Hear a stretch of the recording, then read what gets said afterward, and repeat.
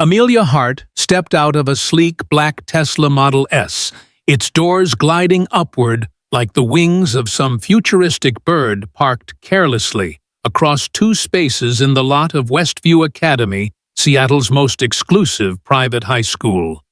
The morning air was crisp, scented with pine from the towering evergreens that framed the campus, a sprawling fortress of glass and stone nestled in the shadow of the Cascade Mountains. At 16, Amelia was the only daughter of Daniel Hart, a tech titan whose name was synonymous with innovation, wealth, and power. His face graced the covers of Wired and Forbes, his company's logo, a minimalist swirl of blue and silver emblazoned on every gadget in every household.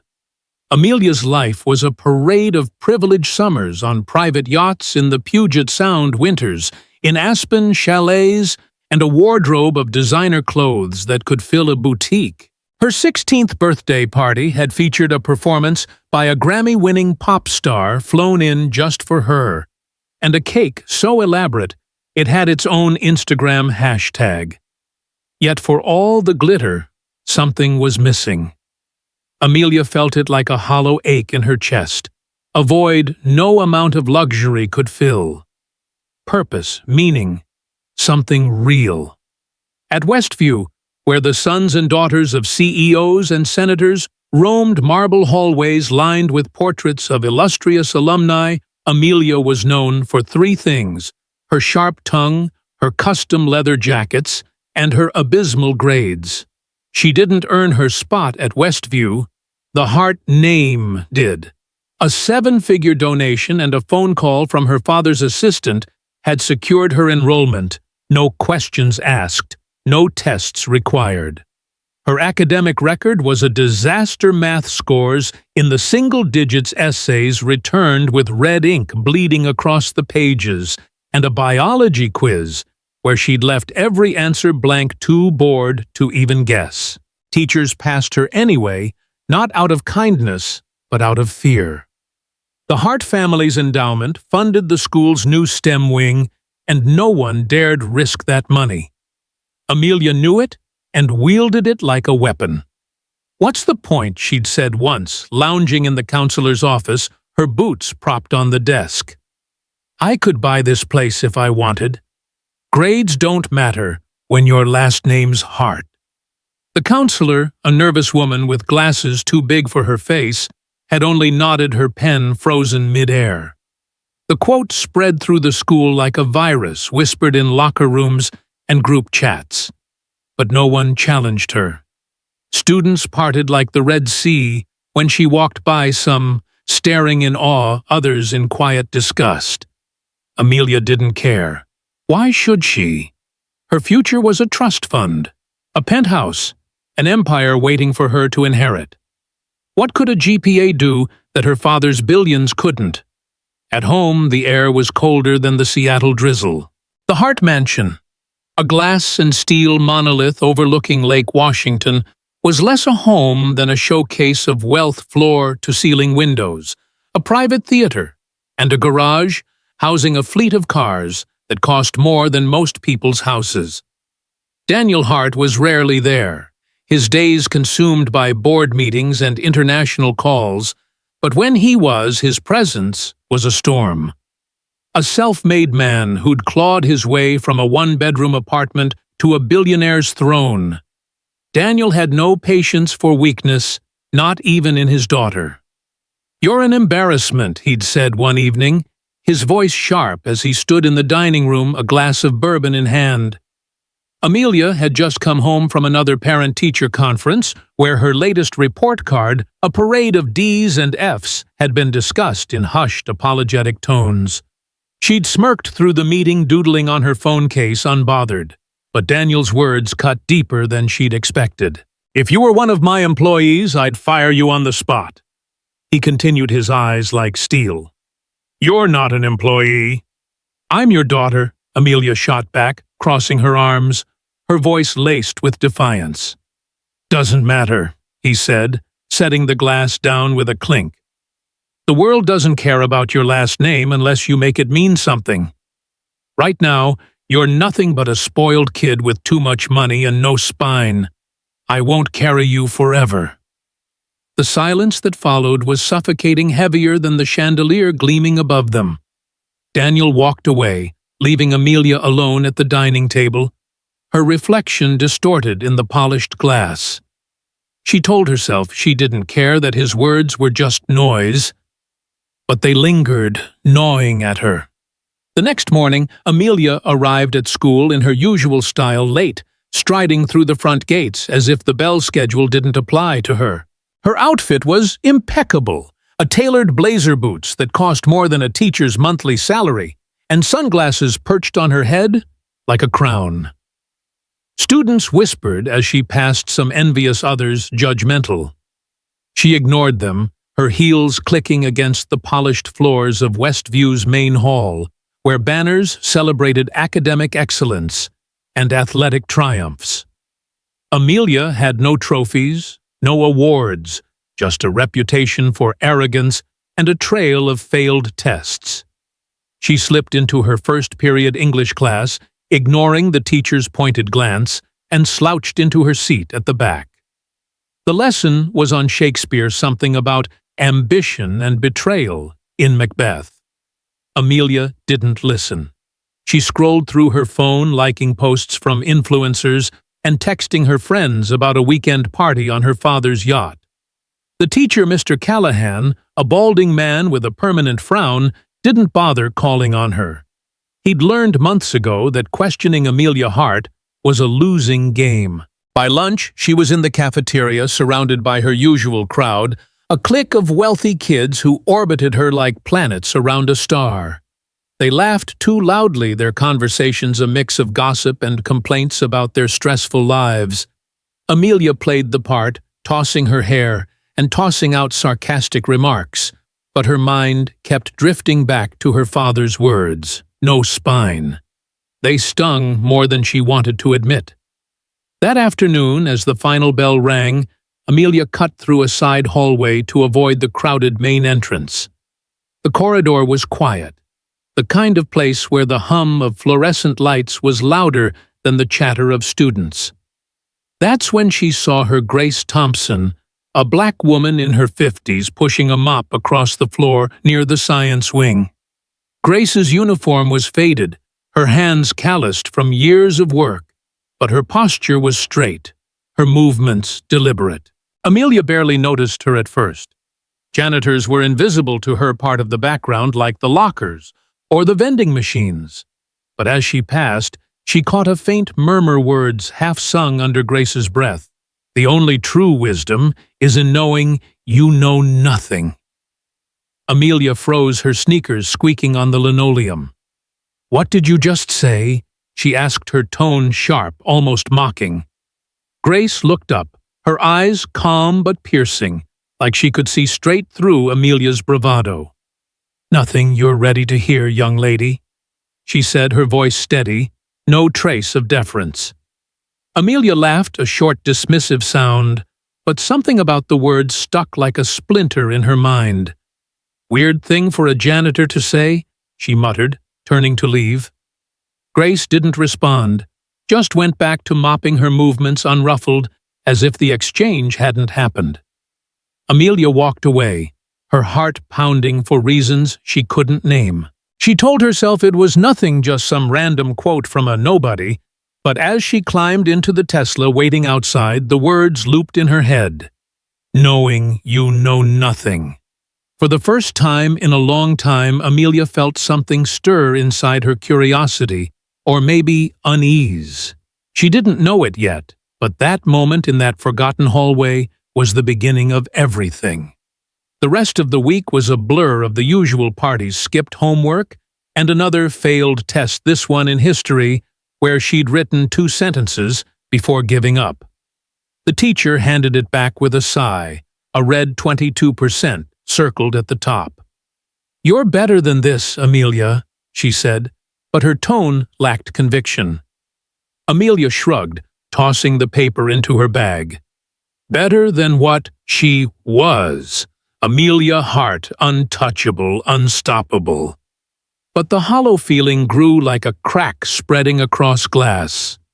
At home, things got worse.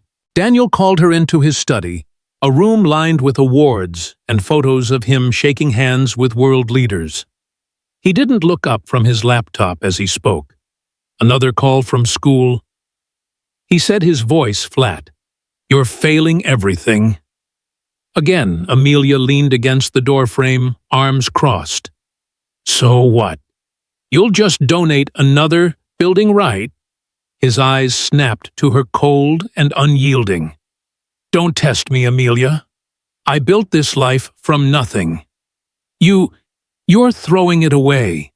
Keep this up, and you'll be on your own. No money, no cars, no safety net." She rolled her eyes, but her stomach twisted. For the first time, she sensed he meant it.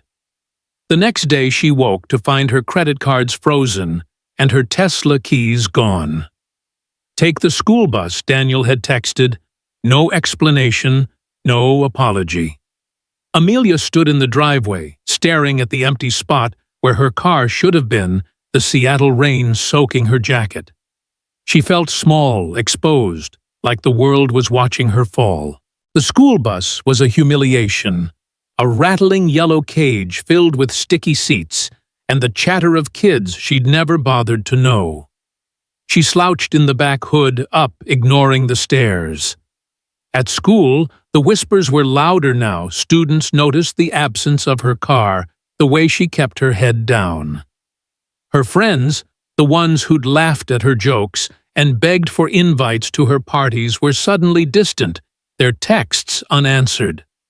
Amelia told herself it didn't matter, but it did. She felt like she was shrinking her confidence, peeling away like old paint. By Friday, she was dodging the main hallways, taking the side corridors to avoid the crowds. That's when she saw Grace again, mopping near the cafeteria, her earbuds in humming softly. Amelia slowed her steps, watching. There was something about Grace, her quiet strength, the way she moved with purpose, like the work wasn't beneath her. Amelia remembered the quote, the strange weight of it. She opened her mouth to say something, maybe another sarcastic jab, but stopped. Grace glanced up, her eyes meeting Amelia's for a brief moment, and there was no judgment there, just a quiet knowing. Amelia turned away, her cheeks burning. She didn't know why, but she felt seen, and it scared her. That night, alone in her room, she Googled the quote, Plato, some ancient philosopher. The only true wisdom is in knowing you know nothing. She stared at the screen, the words blurring. For the first time in her life, Amelia Hart wondered if she'd been wrong about everything. The pre-dawn air in Seattle was heavy with mist, the kind that clung to your skin and blurred the edges of the world. Amelia Hart stood outside Westview Academy's back entrance, her breath visible in the faint glow of a street lamp. It was 5:30 a.m., an hour no one in her social circle would ever admit to seeing, but here she was, clutching a cheap spiral notebook, her sneakers damp from the grass. The school loomed like a sleeping giant, its glass facade reflecting the gray sky. Amelia's heart raced, not from the cold, but from something she couldn't name, nervousness maybe, or the weight of stepping into something unknown. She'd come because of Grace Thompson, the janitor who'd quoted Plato in a hallway a week ago, the words still circling her mind like a stubborn song. The only true wisdom is in knowing you know nothing. Amelia had laughed it off, then, but the sting of her father's words, no spine, and the humiliation of the school bus had cracked something open inside her. She was failing not just tests, but at being someone who mattered. So yesterday, after another day of whispers and a chemistry test she'd bombed, Amelia had tracked Grace down in the same quiet corridor. "You said something about knowing nothing," she'd blurted, her voice sharper than she meant. Grace had looked up from her mop eyes, steady, unyielding, and she'd replied like she was testing her. Amelia swallowed her pride, a bitter pill, and said, "I want to understand. Teach me." Grace had studied her silent for a long moment, then nodded. One condition: you leave your name and your ego at the door. Start from nothing. Amelia had agreed, her voice barely a whisper. Now, standing in the fog, she wondered if she'd made a mistake. The back door creaked open and Grace appeared, her janitor's uniform swapped for a plain sweater and jeans, a canvas bag slung over her shoulder. Her hair was pulled back a few silver strands, catching the light, and her face held that same quiet strength Amelia had noticed before. "You're early," Grace said, no trace of surprise. "Didn't think you'd show." Amelia shrugged, trying to play it cool, but her hands betrayed her fidgeting with the notebook. "I'm here, aren't I?" Grace raised an eyebrow, then gestured toward the door. "Come on, then. We've got work to do." They slipped into the school, the hallways dark and silent, the only sound the faint hum of a distant heater. Grace led her to the old library, a forgotten corner of West View, where dusty bookshelves sagged under the weight of novels no one read anymore. The air smelled of paper and time, and a single bulb flickered overhead, casting long shadows. Grace set her bag on a table, pulled out a battered copy of Their Eyes Were Watching God by Zora Neale Hurston, and slid it toward Amelia. "Start here," she said. Amelia frowned, flipping the book over. "This isn't on the syllabus." Grace's lips twitched almost a smile. "Syllabuses teach you to pass. I'm teaching you to think. Read the first chapter. Tell me what it feels like." Amelia opened her mouth to argue she wasn't here for book club, but something in Grace's gaze stopped her. She opened the book, and started reading the words strange and heavy, pulling her into a world she didn't know. For the next hour, Amelia read while Grace sat across from her, occasionally scribbling in her own notebook, or cleaning a nearby shelf, her movements deliberate, unhurried. When Amelia finished, Grace didn't ask for a summary or a theme. Instead, she leaned forward, her eyes locking onto Amelia's. "What did Janie's silence make you feel?" Amelia blinked, caught off guard. "I don't know. Trapped, maybe, like she wanted to scream, but couldn't." Grace nodded, not praising, not judging.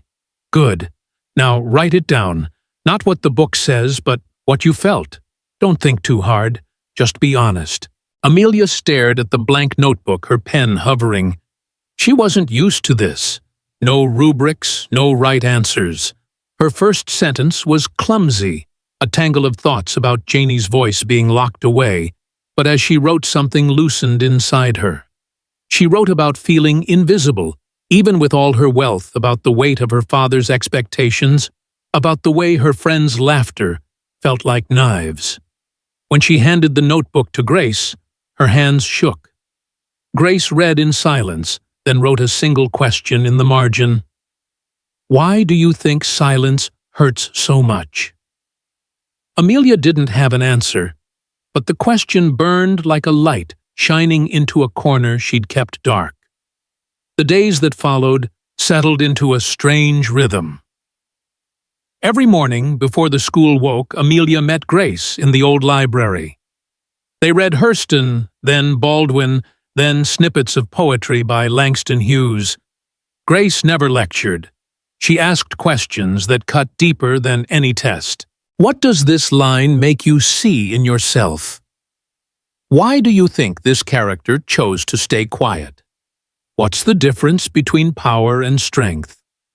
Amelia's answers started as stumbles, but slowly they grew sharper, more honest.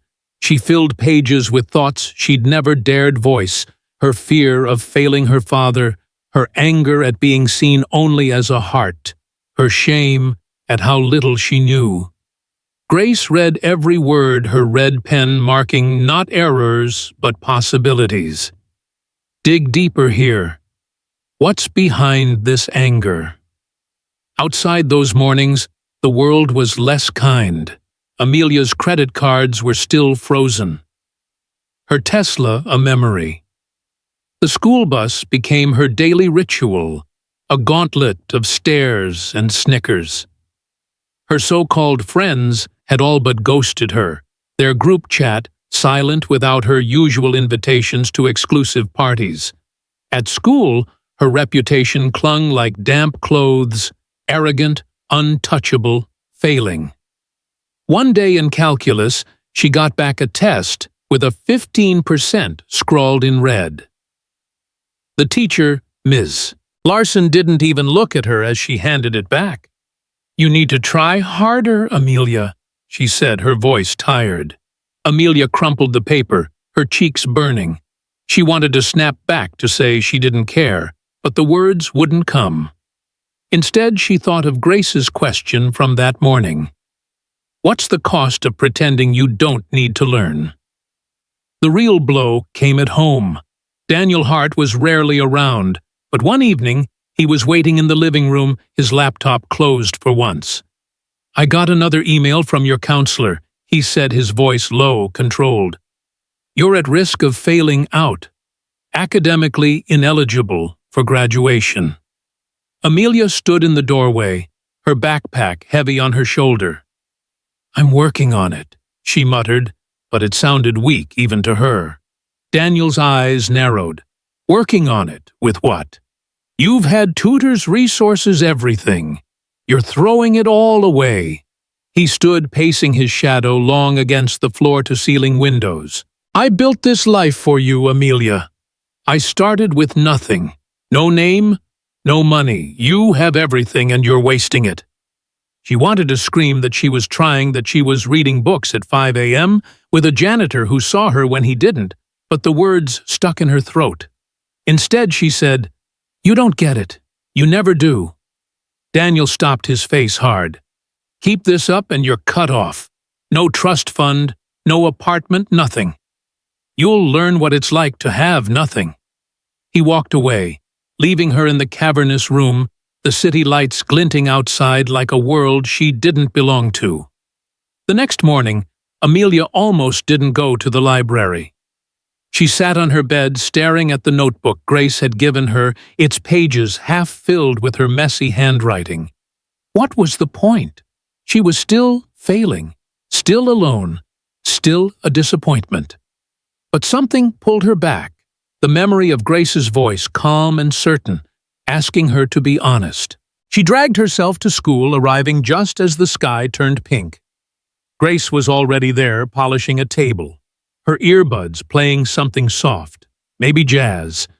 "Thought you might not show," Grace said, not looking up. Amelia dropped her bag, her voice tight. "I almost didn't. This isn't working. I'm still failing everything." Grace set down her cloth, her eyes steady. "You think learning is about passing tests? You're here because you're starting to see what's real. That's harder than any exam." She handed Amelia a new book, The Fire Next Time, by James Baldwin. "Read the first essay. Write what it makes you question." Amelia wanted to argue, to say it was pointless, but Grace's gaze held her. She sat, opened the book, and read the words, cutting through her like a blade. "You were born where you were born, and faced the future that you faced, because you were black, and for no other reason." She stopped her breath, catching. She wasn't black, but she knew what it felt like to be trapped by what others expected her to be. She wrote her pen, moving faster than ever about the cage of her last name, the pressure to be perfect, the fear of being nothing. When she handed the notebook to Grace, she felt raw, exposed, but alive.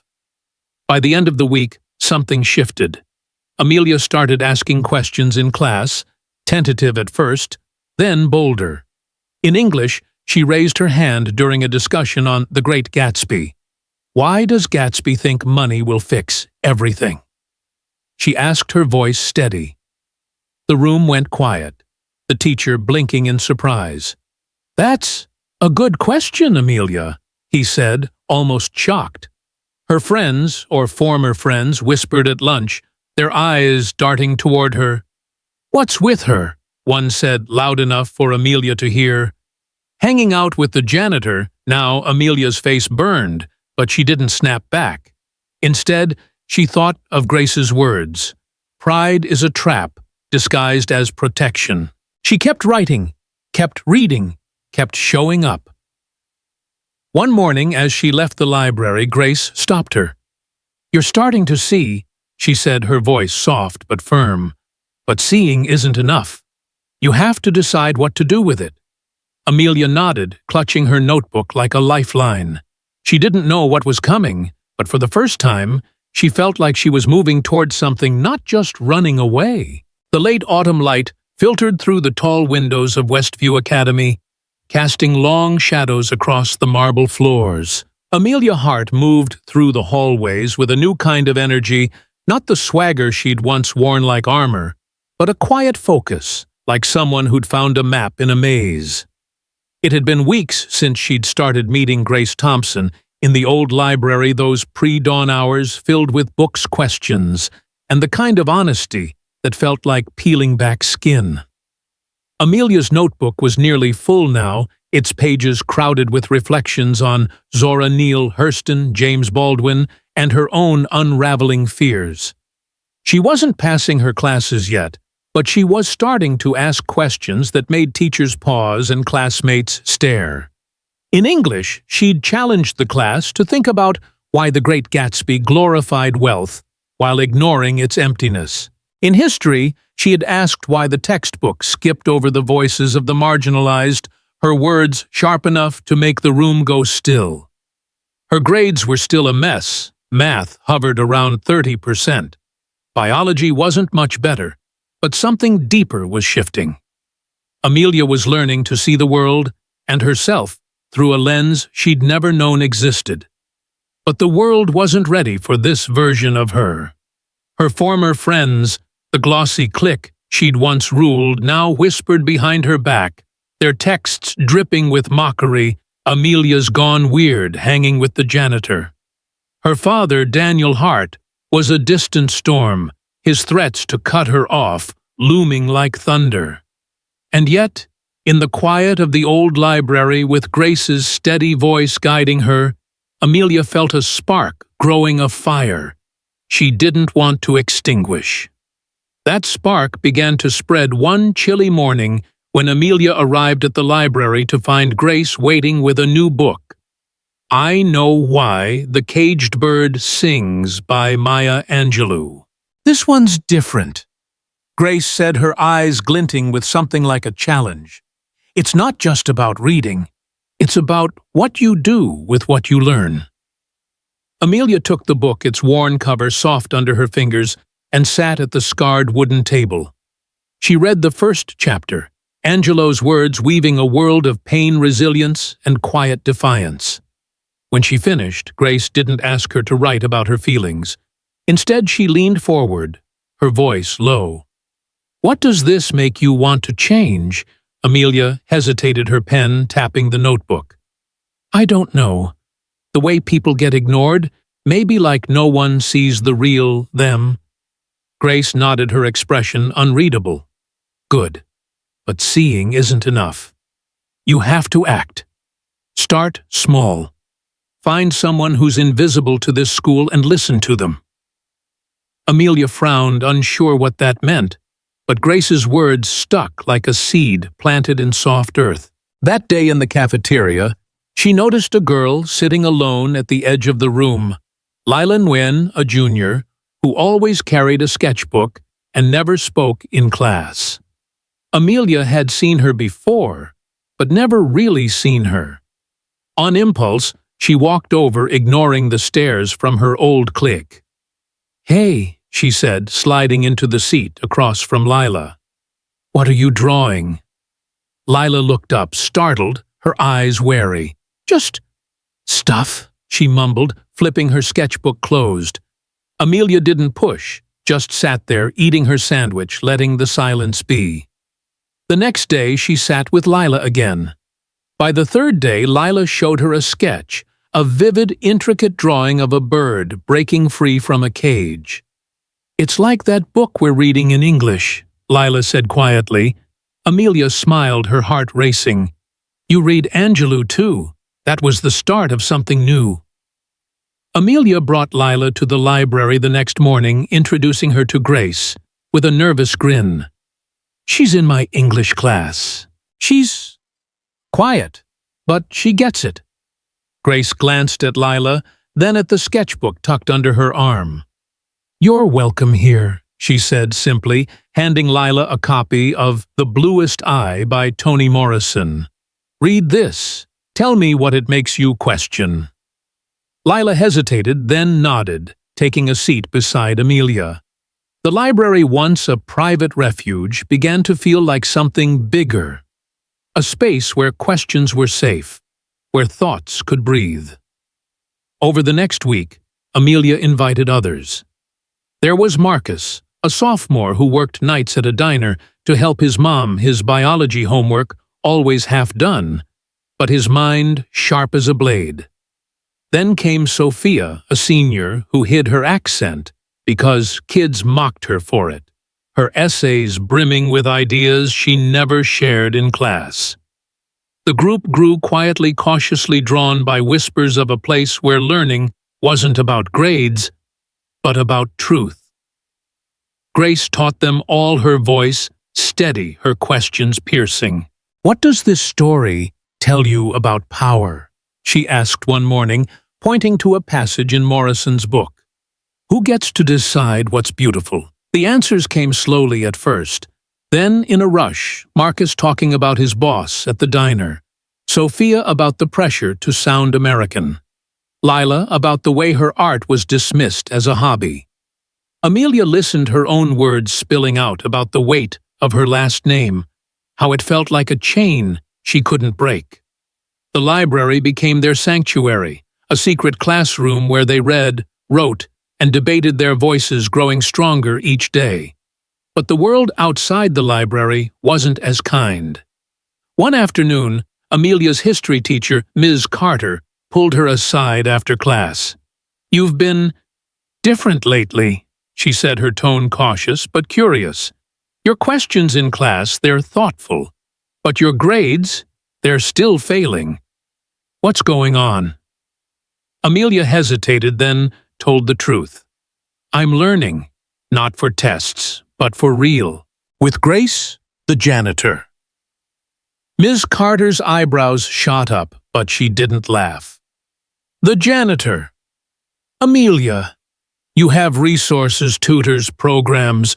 Why her? Amelia's voice was steady. Because she sees me. Not my name, not my dad's money. Me. Ms. Carter didn't respond, but the look in her eyes lingered, a mix of surprise and something like respect. The rumor mill, though, was less forgiving.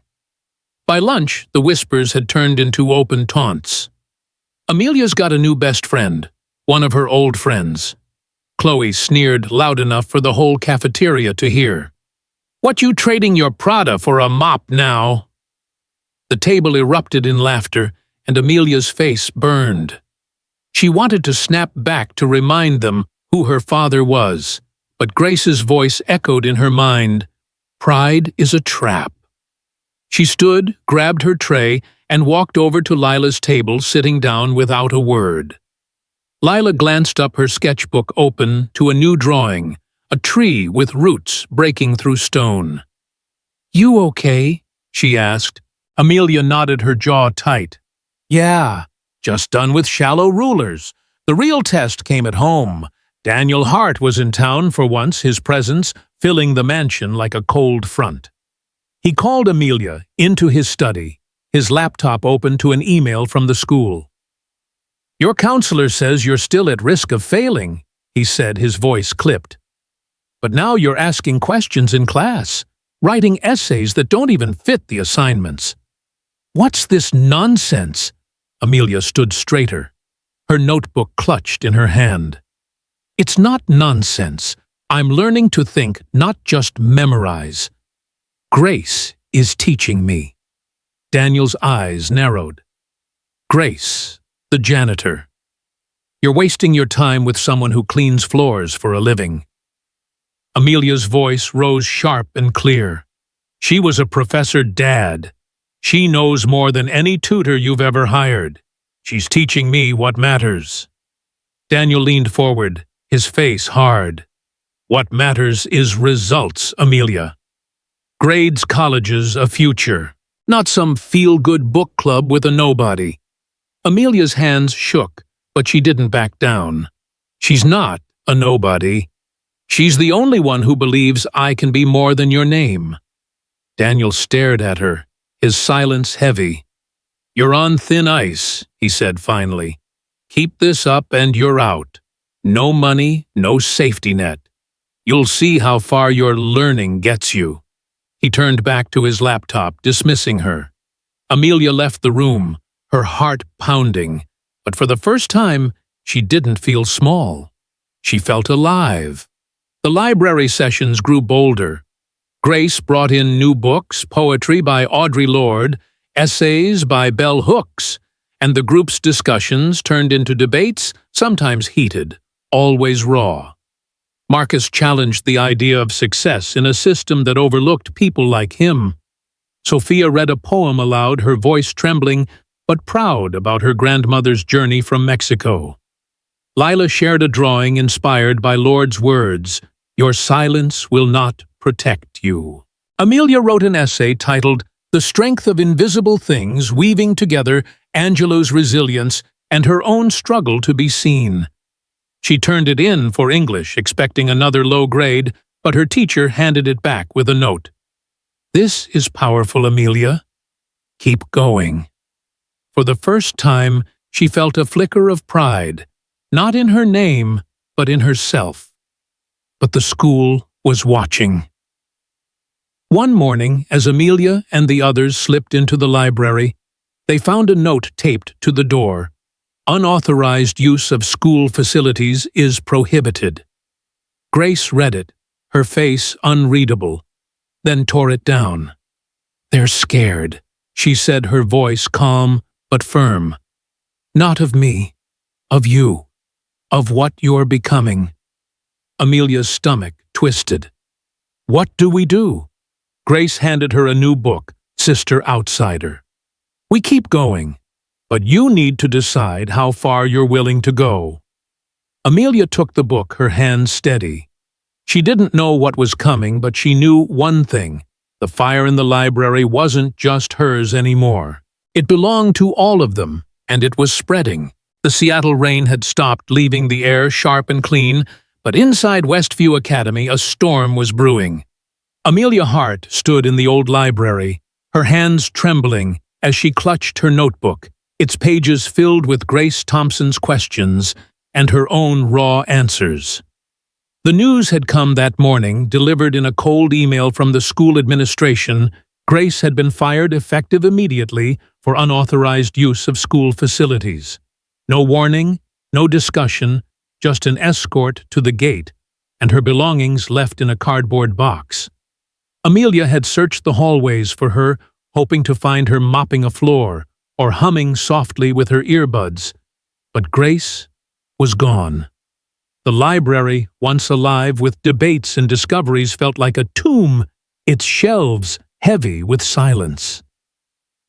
Amelia's group, Lila, Marcus, Sophia, and the others, stood around her, their faces a mix of anger and disbelief. "They can't do this," Marcus said, his voice tight, his hands balled into fists. "She was helping us. For free." Sophia nodded, her eyes wet. "She made me feel like my words mattered." Amelia wanted to scream, to storm the principal's office, but Grace's voice echoed in her mind. "Your voice needs to stand on its own. Not your father's name, yours." She looked at the bulletin board where a new announcement glared in bold letters, "Senior Speech Contest. What it means to win in life." The stakes were high. Scholarships, college recommendations, a stage for the whole community. For Amelia, it was more than a contest. It was a chance to fight for Grace, for the group, for the truth she'd learned in that dusty library. She opened her notebook, and began to write not for a grade, but for something bigger. This was war. The days leading up to the contest were a blur of intensity.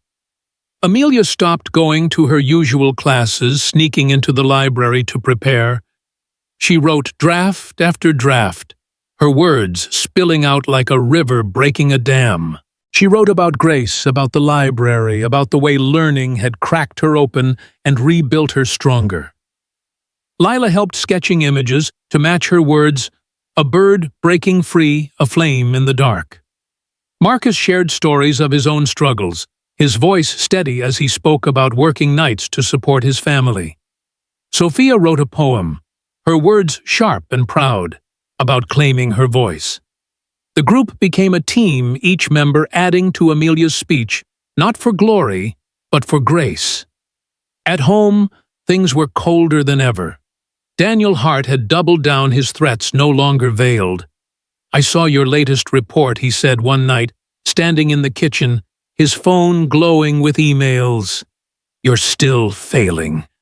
And now you're obsessed with some janitor." Amelia's voice was steady, though her heart raced. "She's not just a janitor. She was a professor. She's teaching me what you never could." Daniel's face hardened. "You're throwing away your future for a fantasy. One more step, Amelia, and you're out. No money, no name, nothing." She stared at him, her fists clenched. "Maybe I need to lose it all to find out who I am." He didn't answer, just walked away, but for the first time Amelia didn't feel defeated. She felt ready. The night of the speech contest arrived, the auditorium packed with parents in tailored coats, students in pressed blazers, and college scouts with clipboards in the back. The air buzzed with anticipation, the stage lit by a single spotlight. Amelia stood behind the curtain, wearing a simple black sweater and jeans. Her notebook tucked under her arm. No designer labels, no flash, just her. Her name was called, and she stepped forward, the crowd falling silent. She looked out at the sea of faces, her father in the front row, his expression unreadable. Lila, Marcus, and Sophia in the middle, their eyes bright with encouragement. And then, in the back, a familiar figure, with a headscarf and quiet strength, Grace. She'd come slipping in unnoticed just to see this moment. Amelia's breath caught, but she steadied herself and began. "My name is Amelia Hart," she said, her voice clear, cutting through the silence. "You know me as the billionaire's daughter, the girl who had everything and wasted it, the one who failed every test, who didn't care who thought money could buy a future. I was wrong. I was drowning, and no one saw it. Not my teachers, not my friends, not even my father. Until her." She paused, her eyes finding Grace. "Grace Thompson wasn't my teacher, not officially. She wasn't paid to help me. She had no office, no title, just a mop and a heart big enough to see through my walls. She taught me to read between the lines, not just in books but in life. She taught me to question, to listen, to think. She didn't just clean the floors of this school. She cleared the fog in my head." The room shifted, people leaning forward, some whispering, others still. Amelia's voice grew stronger, but this school fired her, not because she failed, but because she succeeded.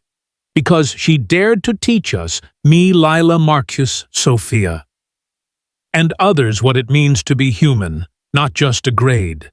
Systems like this one, they don't like it when someone from the bottom starts making a difference. They silence them, erase them, because real learning is dangerous. It changes things. She held up her notebook, its pages worn from weeks of writing.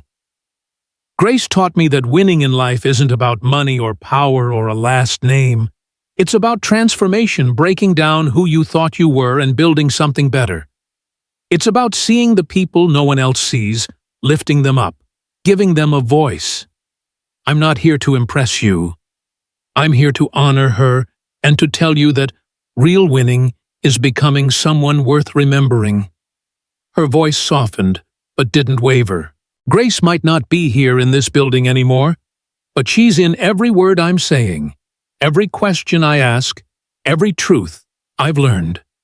She didn't just save my grades. She saved my soul."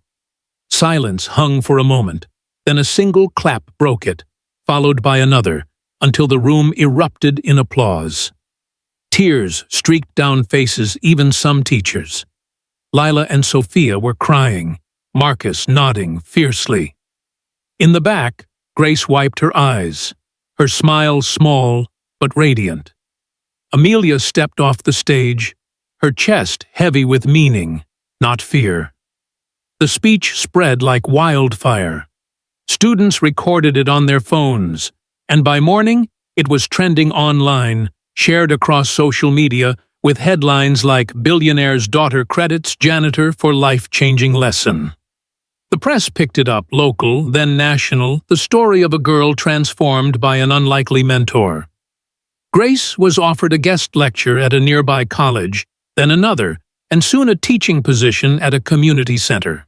Doors that had been slammed shut years ago began to crack open, not because of her resume, but because of a truth too loud to ignore.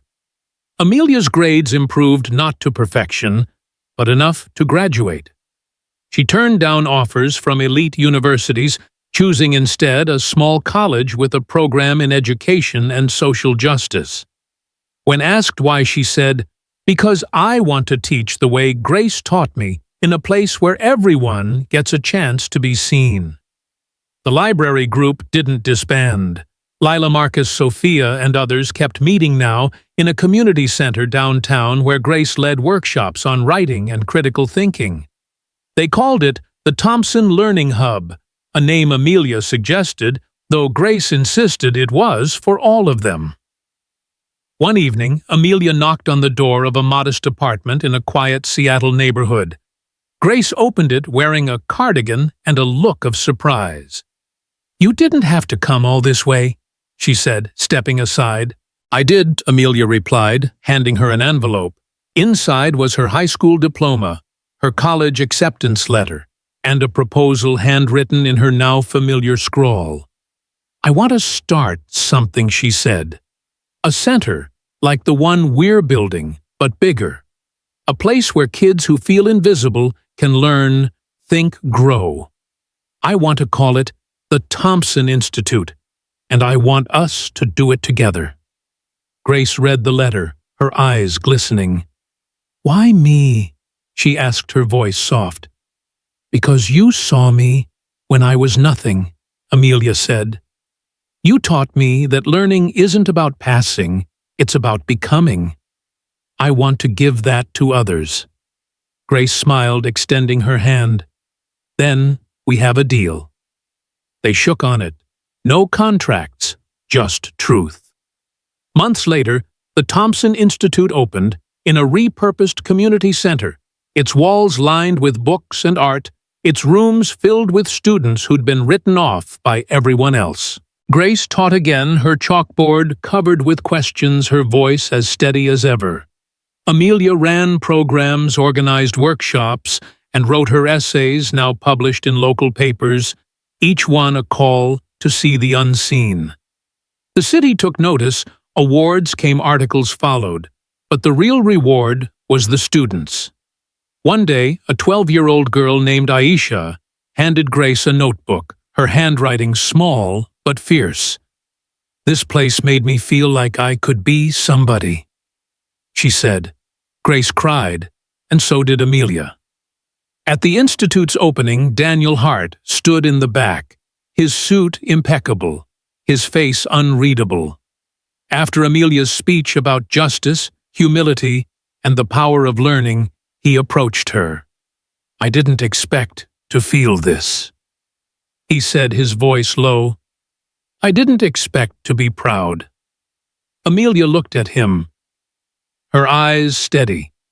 "I didn't expect to forgive you," she said. They hugged not as tycoon and heir, but as two people trying to understand each other. Years later, at a national education conference, Amelia took the stage. Now a college senior, her voice confident but humble. They said I failed everything she began until I learned one thing that changed my life. Greatness doesn't come from being seen. It comes from seeing others. The person who taught me that wasn't in a boardroom or a classroom. She was holding a mop, quoting philosophers while no one listened. Her name is Grace Thompson, and she didn't just teach me to learn, she taught me to live. Winning in life isn't about what you have. It's about what you give, who you lift, and the truth you dare to speak. The crowd rose applauding, but Amelia's eyes found Grace in the audience. Her smile, a quiet beacon. The lesson was clear: transformation isn't a grade or a trophy. It's the courage to break, rebuild, and share the light you find. For those who believe in stories that inspire challenge and give voice to the unheard, the journey continues. Join us and let's build a world where no one has to ask to be seen.